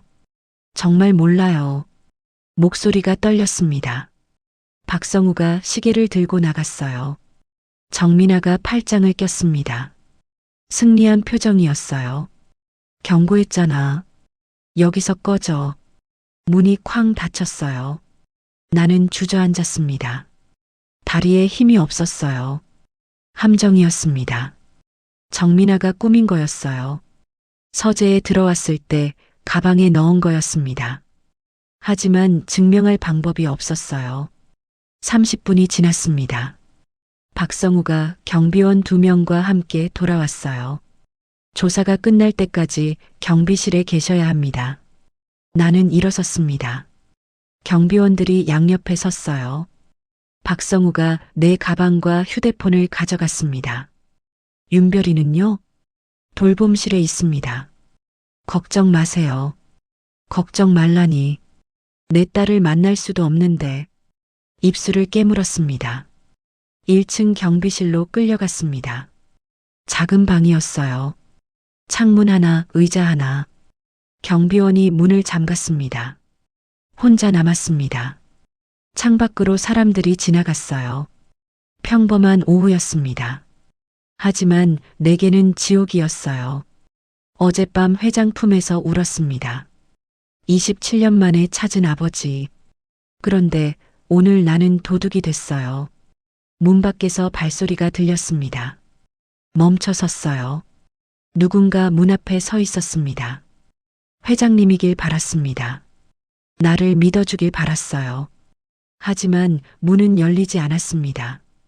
오후 6시 경비실 창문 밖이 어두워졌습니다. 하늘에 먹구름이 몰려왔어요. 빗방울이 창문을 두드리기 시작했습니다. 나는 문 앞에 앉아 있었습니다. 무릎을 안고 있었어요. 윤별이 생각에 가슴이 미어졌습니다. 저녁은 먹었을까? 엄마를 찾고 있을까? 빗소리가 거세졌습니다. 천둥이 쳤어요. 번개가 하늘을 갈랐습니다. 폭우였어요. 그때 복도에서 급한 발소리가 들렸습니다. 여러 명이었어요. 뛰어오고 있었습니다. 돌봄실 선생님 목소리가 들렸어요. 윤별이가 숨을 못 쉬어요. 빨리. 나는 벌떡 일어섰습니다. 문을 두드렸어요. 3개. 계속. 윤별이. 제 딸이에요. 문 열어주세요. 아무도 대답하지 않았습니다. 발소리는 멀어졌어요. 로비 쪽으로 갔습니다. 나는 문을 주먹으로 쳤어요. 손이 아팠습니다. 하지만 멈출 수 없었어요. 제발, 윤별이 보게 해주세요. 목이 쉬도록 소리쳤습니다. 아무도 오지 않았어요. 나는 문에 등을 기대고 주저앉았습니다. 눈물이 흘렀어요. 손바닥이 빨갛게 부어올랐습니다. 밖에서는 폭우가 쏟아졌습니다. 천둥 소리가 계속 울렸어요. 그때 경비실 옆 창문으로 누군가 뛰어오는 게 보였습니다. 김할머니였어요. 옆방 할머니. 윤별이를 업고 있었습니다. 빗속을 뛰고 있었어요. 나는 창문에 달라붙었습니다. 손바닥으로 유리를 쳤어요. 할머니, 여기요. 저 여기 있어요. 하지만 할머니는 듣지 못했습니다. 빗소리가 너무 컸어요. 건물 입구로 뛰어갔습니다. 문을 두드리는 소리가 들렸어요. 로비 유리문을 두드리고 있었습니다. 아무도 없어요? 제발 문 열어주세요. 할머니 목소리가 빗소리에 묻혔습니다. 로비는 어두웠어요. 불이 꺼져 있었습니다. 퇴근 시간이 지났거든요. 나는 창문을 두드렸습니다. 할머니를 향해 소리쳤어요. 할머니, 인터폰 눌러요. 경비실 인터폰. 하지만 소용없었습니다. 할머니는 문을 계속 두드렸어요. 윤별이가 할머니 등에서 축 늘어져 있었습니다. 움직이지 않았어요. 가슴이 무너졌습니다. 윤별이, 내 딸. 저 아이가 숨을 못 쉬고 있는데 나는 여기 갇혀 있어요. 할머니가 주저앉았습니다. 윤별이를 무릎에 눕혔어요. 아이 얼굴을 두드렸습니다. 입에 바람을 불어넣었어요. 심폐소생술이었습니다. 나는 미친 사람처럼 문을 두드렸습니다. 발로 찼어요. 어깨로 들이받았습니다. 누구 없어요. 제발, 제 딸이 죽어가요. 경비원이 나타났습니다. 복도 끝에서 걸어왔어요. 천천히, 느긋하게 헤드폰을 끼고 있었습니다. 빗소리도 내 외침도 듣지 못하고 있었어요. 여기요. 밖에 사람 있어요. 빨리 문 열어줘요. 경비원이 헤드폰을 벗었습니다. 나를 봤어요. 왜 그러세요? 밖에 할머니가 아이를 업고 있어요. 응급 상황이에요. 경비원이 창문으로 뛰어갔습니다. 밖을 봤어요. 표정이 굳었습니다. 로비로 달려갔어요. 나는 창문에 붙어서 지켜봤습니다. 로비 불이 켜졌어요. 문이 열렸습니다. 할머니가 윤별이를 안고 들어왔어요. 경비원이 무전기로 뭔가 말했습니다. 구급차를 부르는 것 같았어요. 할머니는 바닥에 윤별이를 눕혔습니다. 계속 심폐소생술을 했어요. 나는 무릎이 풀렸습니다. 바닥에 주저앉았어요. 윤별이 얼굴이 보였습니다. 창백했어요. 눈을 감고 있었습니다. 안 돼. 윤별아. 엄마 여기 있어. 제발 눈 떠. 그때 또 다른 차가 건물 앞에 멈춰 섰습니다. 낡은 경차였어요. 문이 열리고 한 남자가 뛰어내렸습니다. 50대, 작업복 차림, 손에 큰 가방을 들고 있었어요. 문정필이었습니다. 우리 동네 라디오 수리점 주인. 윤별이 라디오를 고쳐준 그 아저씨. 정필이 로비로 뛰어들어갔습니다. 할머니를 봤어요. 윤별이를 봤습니다. 그리고 경비원에게 뭔가 물었어요. 경비원이 6층을 가리켰습니다. 정필이 가방을 바닥에 내려놓았습니다. 할머니를 도와 심폐소생술을 했어요. 규칙적으로 가슴을 눌렀습니다. 호흡을 불어넣었어요. 윤별이가 기침을 했습니다. 작게 몸이 경련했어요. 눈을 떴습니다. 나는 창문에 이마를 댔습니다. 눈물이 쏟아졌어요. 살았어. 윤별이가 살았어. 정필이 윤별이를 안아 일으켰습니다. 아이가 울기 시작했어요. 울음소리가 창문 너머로 들렸습니다. 가장 아름다운 소리였어요. 그 순간 엘리베이터가 내려왔습니다. 문이 열렸어요. 한도윤 회장이 나타났습니다. 뒤에 박성우가 따라왔어요. 회장이 윤별이를 봤습니다. 얼어붙었어요. 뛰어갔습니다. 아이 곁에 무릎을 꿇었어요. 윤별이 얼굴을 확인했습니다. 손을 떨고 있었어요. 정필이 가방을 열었습니다. 테이프 하나를 꺼냈어요. 회장에게 내밀었습니다. 뭔가 말했어요. 회장이 테이프를 받아들었습니다. 회장의 얼굴이 일그러졌습니다. 테이프를 보며 고개를 저었어요. 입술이 떨렸습니다. 그러더니 경비실 쪽으로 고개를 돌렸습니다. 나를 봤어요. 창문 너머로 우리 눈이 마주쳤습니다. 회장이 일어났습니다. 경비실로 걸어왔어요. 문 앞에 섰습니다. 경비원에게 손짓했어요. 문이 열렸습니다. 나는 뛰쳐나갔습니다. 로비로 달렸어요. 윤별이에게 갔습니다. 윤별아. 아이가 나를 봤습니다. 팔을 뻗었어요. 엄마. 나는 윤별이를 안았습니다. 꼭 놓지 않을 거였어요. 다시는. 윤별이가 내 목에 얼굴을 묻었습니다. 따뜻했어요. 숨쉬고 있었습니다. 살아 있었어요. 할머니가 내 어깨를 두드렸습니다. 정필 씨가 살렸어요. 내가 집 앞에서 윤별이 데리고 나오는데 애가 갑자기 쓰러졌거든. 마침 정필 씨가 지나가다가 나는 정필을 봤습니다. 고개를 숙였어요. 감사합니다. 정필이 손을 흔들었습니다. 괜찮아요. 근데 회장님 뵙고 드릴 게 있어서 왔어요. 회장이 테이프를 들고 있었습니다. 손이 떨리고 있었어요. 이게 뭡니까? 1998년 7월 12일 밤 방송이요. 제가 오래된 테이프들 복원하다가 찾았어요. 회장이 테이프를 꽉 쥐었습니다. 눈에서 눈물이 흘렀어요. 실종되기 하루 전, 마지막 밤, 그 방송이 남아 있었습니다. 창밖에서 폭우가 쏟아지고 있었습니다. 하지만 로비 안은 조용했어요. 회장이 나를 봤습니다. 윤별이를 봤어요. 그리고 테이프를 봤습니다. 들어봐야겠습니다. 지금 당장. 6층 회장실은 조용했습니다.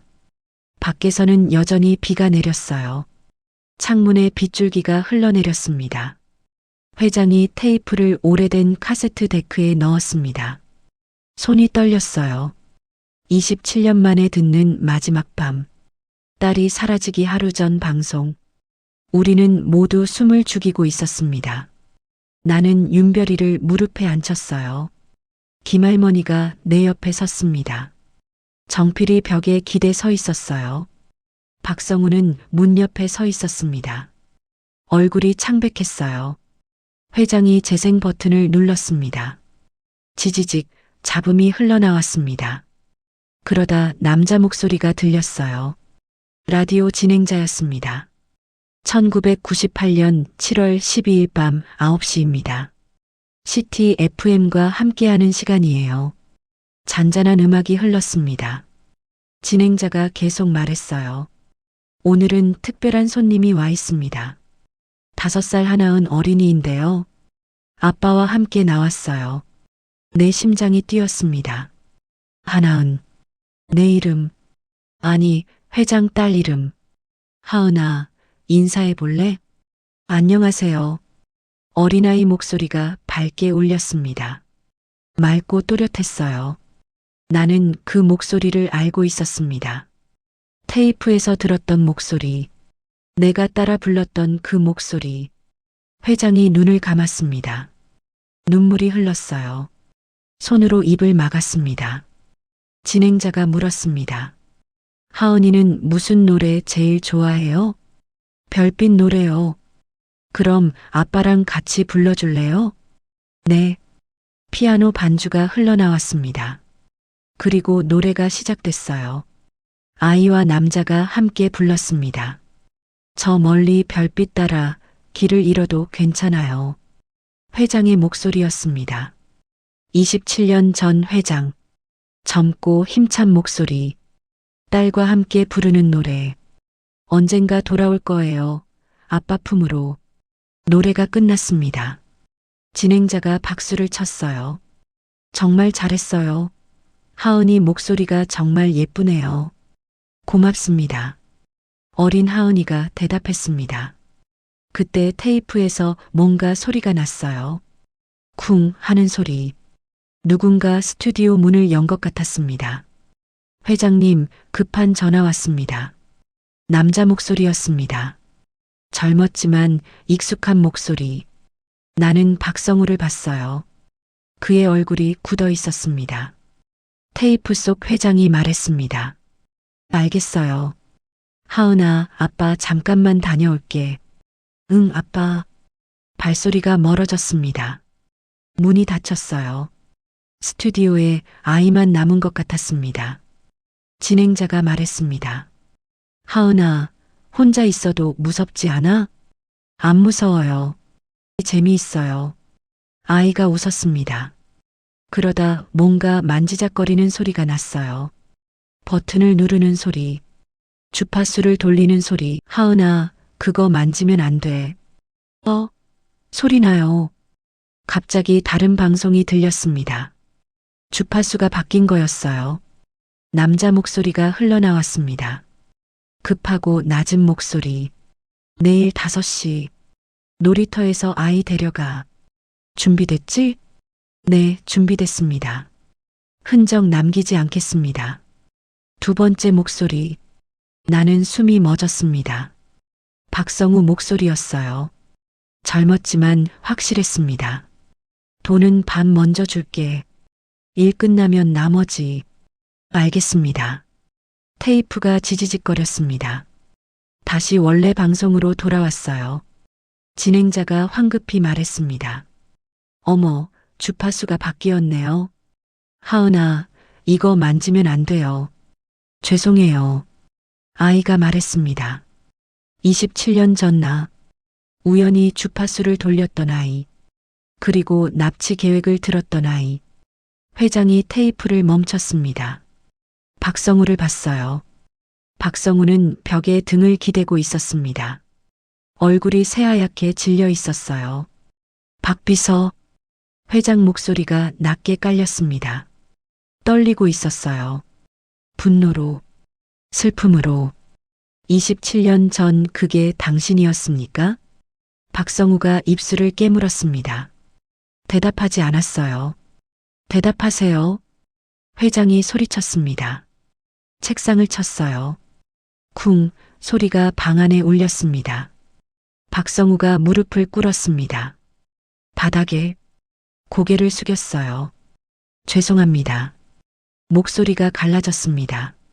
제가 했습니다. 돈이 필요했어요. 빚이 너무 많았습니다. 회장이 비틀거렸습니다. 책상을 잡았어요. 나는 윤별이를 꼭 안았습니다. 정필이 회장을 부축했어요. 그럼 하은이를 어디 데려간 겁니까? 박성우가 고개를 들었습니다. 눈에 눈물이 가득했어요. 모릅니다. 중간상에게 넘겼습니다. 그 사람이 어디로 데려갔는지, 이름이 뭡니까? 모릅니다. 얼굴도 제대로 못 봤습니다. 회장이 주먹을 쥐었습니다. 떨고 있었어요. 박성우를 내려다봤습니다. 27년 동안 내 옆에 있으면서 입 다물고 있었습니까? 죄송합니다. 죄송합니다. 박성우가 바닥에 이마를 댔습니다. 계속 사죄했어요. 나는 일어났습니다. 박성우에게 다가갔어요. 그를 내려다봤습니다. 그럼 저는요? 전 어떻게 됐어요? 박성우가 나를 봤습니다. 모릅니다. 정말 모릅니다. 거짓말. 나는 소리쳤습니다. 손이 떨렸어요. 제가 어디 있었는지, 왜 보육원에 있었는지 당신은 알고 있었잖아요. 정말 모릅니다. 중간상한테 넘기고 돈만. 박성우가 말을 멈췄습니다. 고개를 떨구었어요. 회장이 무전기를 집어들었습니다. 경비실에 연락했어요. 경찰 부르세요. 지금 당장. 박성우가 바닥에 주저앉았습니다. 모든 게 끝났어요. 27년의 비밀, 27년의 거짓, 모두 끝이 났습니다. 나는 창문으로 갔습니다. 빗줄기가 약해지고 있었어요. 구름 사이로 달이 보였습니다. 회장이 내 옆에 섰습니다. 떨리는 손으로 내 얼굴을 어루만졌습니다. 하은아. 처음으로 내 이름을 불렀습니다. 하나은. 내 진짜 이름. 아빠가 늦었어. 정말 미안해. 나는 회장 품에 안겼습니다. 27년 만에 돌아온 딸. 27년을 기다린 아버지. 우리는 서로를 꼭 안았어요. 윤별이가 다가왔습니다. 우리를 안았어요. 작은 손으로. 처음 느껴보는 따뜻함이었어요. 빗소리가 멈췄습니다. 창밖에 별이 하나 반짝였어요. 라디오의 신호가 마침내 도착했습니다. 그날 밤 경찰이 박성우를 데려갔습니다. 수갑을 찬 그의 뒷모습을 봤어요. 27년의 비밀이 마침내 끝났습니다. 아버지가 내 어깨를 감쌌습니다. 윤별이를 안았어요. 우리는 한참을 서 있었습니다. 말없이. 이틀 후 유전자 검사 결과가 나왔습니다. 아버지가 봉투를 열었어요. 결과지를 봤어요. 친자 확률 99.9%. 하은아. 아버지가 울었습니다. 나를 안았어요. 나도 울었습니다. 결과지 하나에는 많은 것이 보이지 않았지만 우리들 마음에는 수많은 세월이 지나가고 있었습니다. 주말 아버지가 이사를 도와줬습니다. 짐이 많지 않았어요. 아버지 눈에 슬픔이 스쳤습니다. 내 머리를 쓰다듬었어요. 이제 괜찮아. 천천히 채워가자. 새 집은 조용한 동네에 있었습니다. 정원이 있는 2층 집이었어요. 김할머니도 함께 왔습니다. 1층에 할머니 방을 마련했어요. 내 방은 2층 끝이었습니다. 창문이 커서 햇살이 잘 들어왔어요. 윤별이 방은 내 옆이었습니다. 벽에 별 스티커를 붙여놨더라고요. 아빠가 붙여놨어. 윤별이 좋아할 것 같아서. 아버지가 말했습니다. 나는 벽을 쓰다듬었어요. 따뜻했습니다. 첫날 밤 저녁을 함께 먹었습니다. 식탁이 넓어서 어색했어요. 아버지가 내 그릇에 반찬을 놓아줬습니다. 많이 먹어. 너무 말랐어. 네, 아버지. 아버지라는 호칭이 입에서 나올 때마다 가슴이 따뜻해졌습니다. 다음 주 월요일 나는 윤별이를 데리고 병원에 갔습니다. 천식 정밀 검사였어요. 의사 선생님이 엑스레이를 보더니 말했습니다. 치료 잘 받으면 많이 좋아질 거예요. 약도 처방해 드릴게요. 윤별이가 내 손을 꼭 잡았습니다. 나는 아이를 안았어요. 이제 치료받을 수 있었습니다. 돈 걱정 없이. 한 달이 지났습니다. 윤별이가 많이 좋아졌어요. 기침이 줄었습니다. 밤에 잘 잤어요. 아버지가 매일 아침 윤별이 방에 들러 이불을 확인했습니다. 우리 윤별이 잘 잤네. 응, 할아버지. 어젯밤에 꿈 꿨어요. 무슨 꿈? 엄마랑 할아버지랑 공원 갔어요. 아버지가 웃었습니다. 윤별이 머리를 쓰다듬었어요. 어느 날 저녁 아버지가 내게 봉투를 건넸습니다. 열어보니 통장이 들어 있었어요. 이건 내 명의야. 앞으로 생활비 여기로 들어와. 나는 고개를 저었습니다. 아버지, 전 일할 수 있어요. 알아. 하지만 받아. 내가 27년 못 받은 용돈이야. 아버지가 내 손에 통장을 쥐어줬습니다. 나는 울컥했어요. 2달째 아버지가 회사 일을 가르쳐 주기 시작했습니다.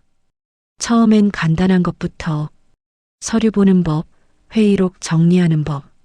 어렵지? 조금요. 하지만 재미있어요. 아버지가 웃었습니다.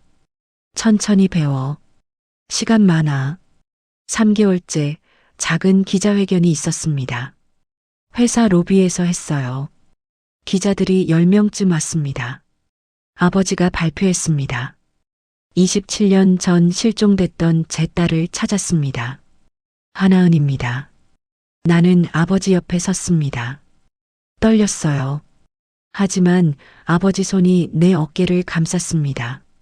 따뜻했어요. 앞으로 천천히 회사 일을 배울 겁니다. 서두르지 않을 거예요. 기자들이 질문했습니다. 나는 대답했어요. 떨리는 목소리로. 27년 혼자였어요. 하지만 이제 가족이 생겼습니다. 감사해요. 그날 저녁 뉴스에 우리가 나왔습니다. 윤별이가 텔레비전을 가리켰어요. 엄마다. 할아버지다. 김할머니가 눈물을 닦았습니다. 나는 할머니 손을 잡았어요. 정민아가 집에 찾아왔습니다. 손에 케이크를 들고 있었어요. 생일 축하해 하은아. 잊고 있었어요. 미안해. 그때 일. 나는 고개를 저었습니다. 우리는 함께 케이크를 먹었어요. 윤별이 학교에서 그림 대회가 있었습니다. 윤별이가 상을 탔어요. 그림 제목은 우리 가족이었습니다. 아버지와 나와 윤별이가 손을 잡고 있는 그림. 하늘에 별이 가득했어요. 시상식에 우리 셋이 함께 갔습니다. 윤별이가 상장을 받았어요. 아버지가 박수를 쳤습니다. 윤별이가 활짝 웃었습니다. 어느 날 저녁 아버지가 작은 상자를 건넸습니다. 이거 내 거야. 열어보니 별 모양 귀걸이가 들어 있었어요. 작고 반짝이는 귀걸이. 사진에서 봤던 바로 그거였습니다. 엄마가 내 5살 생일에 준 거야. 나는 귀걸이를 만졌습니다. 차가웠어요. 하지만 엄마 손길이 느껴졌습니다. 거울 앞에 섰습니다. 귀걸이를 꼈어요. 별이 반짝였습니다. 예쁘다. 아버지가 말했습니다. 눈에 눈물이 고였어요. 엄마가 보면 좋아했을 거야. 우리 하은이 이렇게 예쁘게 컸다고. 나는 아버지를 안았습니다. 꼭 그날 밤 나는 윤별이 방에 들렀습니다. 아이가 자고 있었어요. 이불을 덮어줬습니다. 숨소리가 편안했어요. 기침이 거의 사라졌습니다. 내 방으로 돌아왔습니다. 창문을 열었어요. 바람이 들어왔습니다. 밤 공기가 시원했어요. 책상 위에 낡은 라디오가 놓여 있었습니다. 켰어요. 지지직 소리가 나다가 음악이 흘러나왔습니다. 별빛 노래였습니다. 누군가 신청한 곡이었어요. 진행자가 말했습니다. 오늘 특별한 신청곡입니다. 27년 만에 아버지를 찾은 분이 보내셨어요. 아버지였습니다. 나를 위해 신청한 거였어요. 노래가 흘렀습니다. 저 멀리 별빛 따라 길을 잃어도 괜찮아요. 언젠가 돌아올 거예요. 아빠 품으로.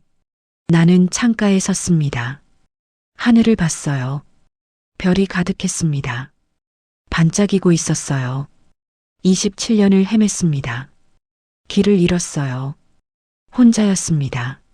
하지만 포기하지 않았어요. 그리고 돌아왔습니다. 별빛을 따라 아버지 품으로. 문이 조용히 열렸습니다.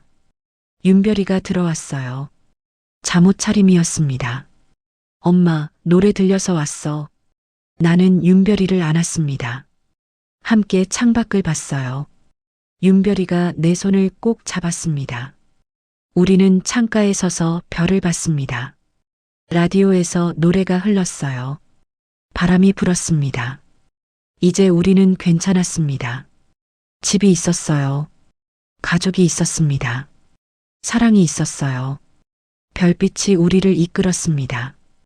27년의 긴 밤을 지나 마침내 집으로. 라디오의 신호가 닿았습니다. 더 이상 길을 잃지 않을 곳에, 우리가 있어야 할 그곳에. 27년 전 밤 어린 하은이가 우연히 돌린 주파수가 모든 비밀을 담고 있었습니다. 그 신호는 27년을 떠돌다가 마침내 도착했어요. 별빛을 따라 길을 잃었던 딸이 아버지 품으로 돌아왔습니다. 라디오는 여전히 밤마다 노래를 틀고 있어요. 그리고 우리는 알게 됐습니다. 아무리 길을 잃어도 언젠가는 집으로 돌아갈 수 있다는 걸. 오늘의 이야기가 당신의 마음을 따뜻하게 만들어 주었다면 구독과 좋아요를 눌러주셔서 그 온기를 나누어 주세요. 오늘 사연 주신 분에게 따뜻한 말씀도 댓글로 부탁드립니다. 어느 곳에서 어떤 사연을 걸어가시든 늘 행복하시기 바라겠습니다. 인생 유람단이었습니다.